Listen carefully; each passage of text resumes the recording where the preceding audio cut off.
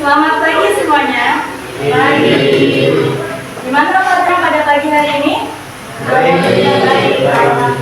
Oke, sebelum memulai pembelajaran, alangkah lebih baiknya kita berdoa terlebih dahulu. Oke, untuk ketua kelas silahkan pimpin doa terlebih dahulu.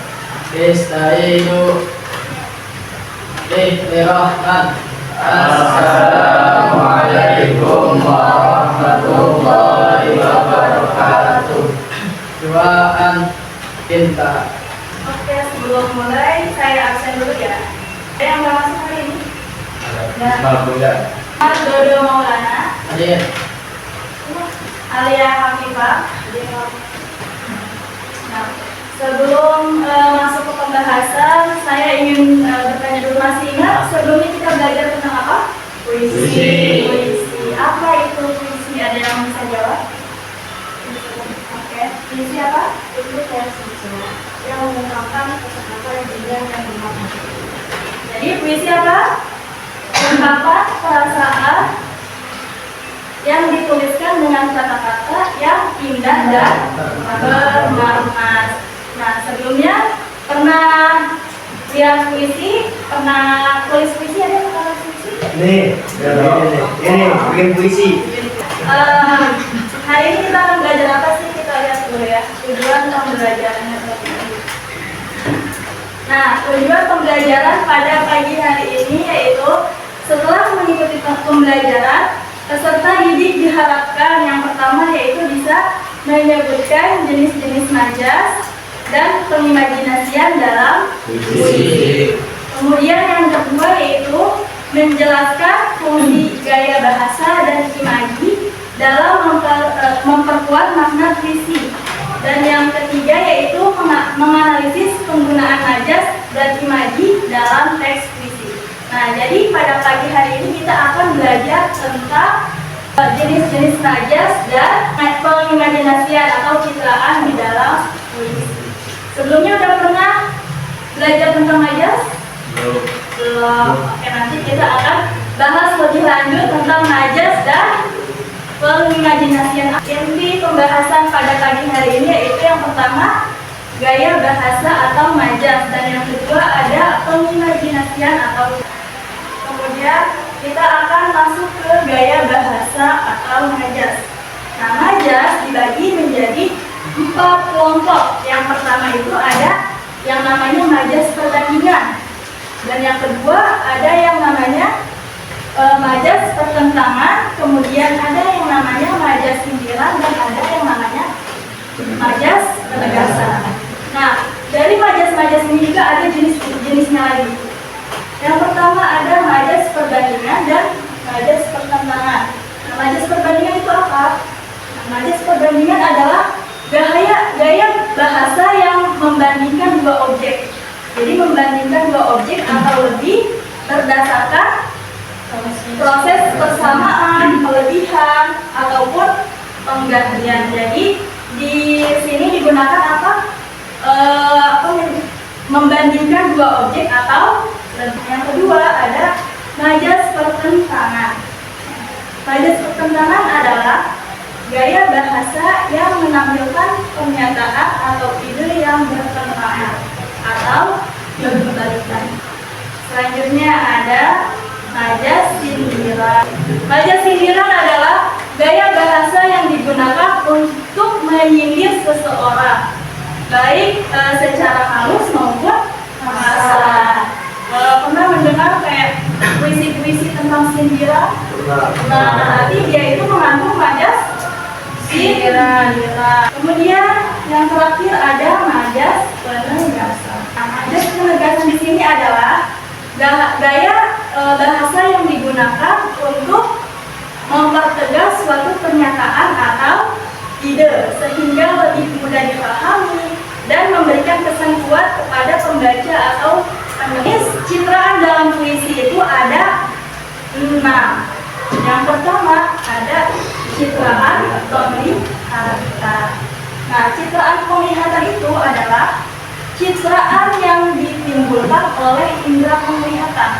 ketika kita membaca puisi atau mendengar puisi, seolah-olah kita bisa melihat apa yang sedang terjadi atau apa isi puisi tersebut. Contohnya, di sini ada kata-kata tetesan embun pagi yang berkilauan seperti permata. Ada tetesan embun pagi yang berkilauan seperti permata. Nah, seolah-olah kita bisa melihat tetesan embun itu yang berkilauan, ya enggak? Yang kedua ada citraan pendengaran. Nah, kalau citraan pendengaran, dia ditimbulkan oleh indera pendengaran. Jadi kita melihat puisi itu seolah-olah kita bisa mendengar apa yang ada di dalam puisi tersebut. Nah, contohnya di sini ada air sayup, terdengar suara air yang bergemuruh. Nah, seolah-olah kita bisa mendengar dari jauh suara air tersebut. Padahal aslinya mah nggak ada. Ya kan, kita cuma bacain puisi doang, ya nggak? Tapi ketika kita menghayati, kita membacakan puisi atau mendengarkan puisi, seolah-olah kita bisa merasakan itu. Kemudian yang ketiga ada citraan perabaan. Nah, kalau citraan perabaan di sini dapat dirasakan oleh indera peraba. Seperti apa indera peraba? Nah, bisa dirasakan oleh tangan, bisa diraba. Contohnya di sini apa? Rasa dingin menusuk tulang. Seolah-olah rasa dingin itu bisa meraba kulit kita ya, sampai ke tulang. Aslinya kan kayak ada angin malam yang masuk ke badan gitu, sampai ke tulang. Kenapa rasanya begitu? Tulang. Angin angin malam atau lagi naik motor deh? Ya, lagi naik motor ngerasain angin dingin sampai ke tulang.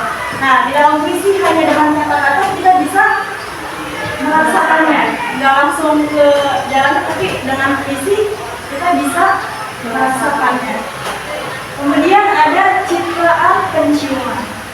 Kalau citraan penciuman berarti dia ditimbulkan oleh indera penciuman. Seperti apa hidung ya, bisa mencium. Nah, citraan penciuman juga bisa disebut dengan olfactory. Ada kata-kata bau masakan itu menggugah selera. Padahal makanannya nggak ada, tapi dalam dalam membacakan puisi kita bisa merasakan bau kesukaan itu menggugah selera. Kemudian yang kelima ada citraan pencicipan. Kalau citraan pencicipan itu ditimbulkan oleh indera panca, ya.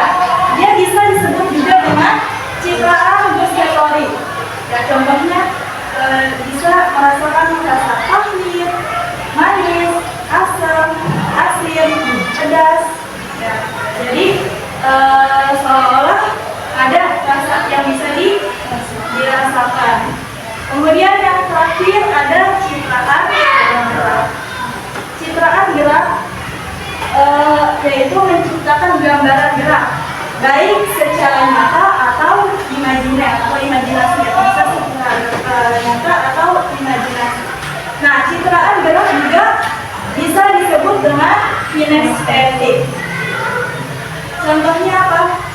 Misalkan anak kecil itu berlarian ke sana kemari, itu termasuk citraan gerak. Anak kecilnya yang berlari, padahal cuma ada di dalam sebuah puisi. Sampai sini paham? Nah, di sini ada contoh puisi. Coba kita lihat dari puisi ini, kira-kira majas yang digunakan majas apa aja ya? Ini apa tadi? Dari sini tuh yang pertama yang Perbandingan. perbandingan. Ya, yang mana majas perbandingan? Gaya atau majas yang digunakan di sini ada 3 ya. Yang pertama ada personifikasi, kemudian ada hiperbola atau metafora. Nah, majas personifikasi itu adalah memberi sifat manusia kepada benda mati atau alam. Tadi udah dijelaskan ya. Majas personifikasi yaitu menjelaskan seolah-olah benda itu mempunyai sifat seperti manusia. Paham sampai sini? Tentang apa tadi citraan dan majas? Ada yang ingin ditanyakan? Oke, kalau paham, kita buka buku LKS-nya. Halaman 50. Diskusikan bersama teman sebangkunya ya. Yang mana? 57 yang bawah. Lihat judulnya sesuatu yang tersimpan dan terbuka. Cari majas dan citraannya.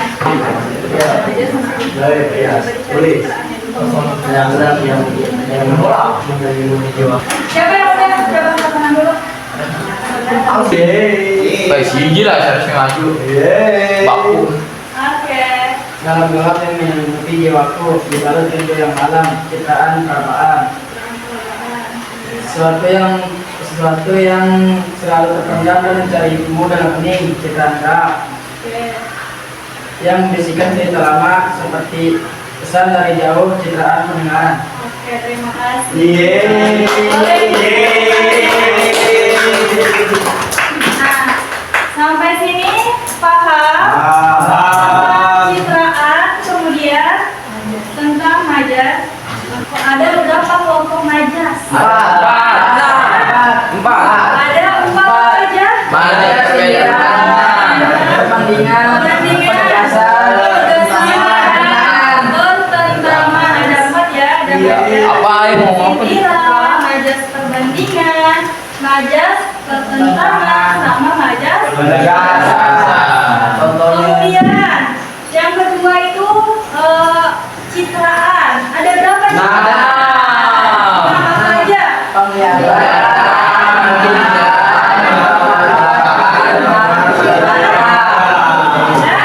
Nah, coba kamu.